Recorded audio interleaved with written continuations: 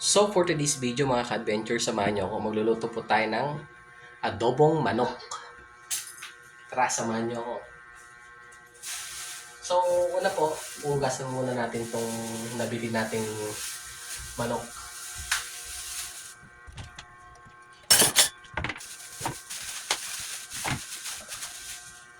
Then pagkatapos maghugasan, tayo po yung mag-chop ng bawang at sibuyas.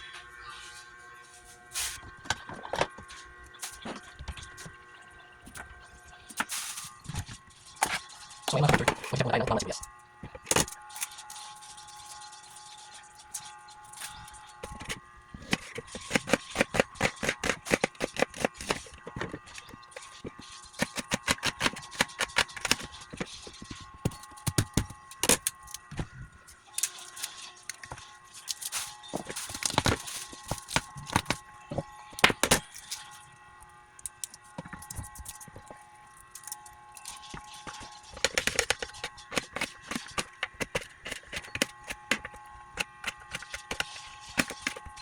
Na po natin hiwain yung bawang sibuyas. Ayan.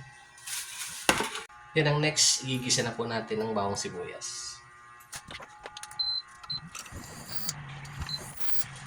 So bali yan, painitin muna po natin yung ating kaserola. Saka tayo maglalagay ng mantika din. Susunod natin yung bawang sibuyas.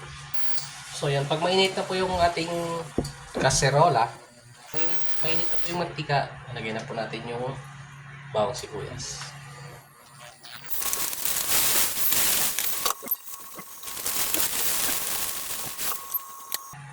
So yun, pag medyo brown na po siya, saka natin nilalagay itong gigisa naman natin itong manok.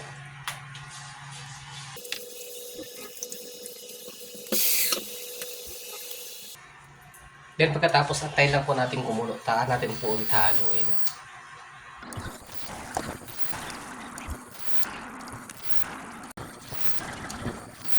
So bali yan mga ka-adventure, luto na po ang ating adobong manok. Yun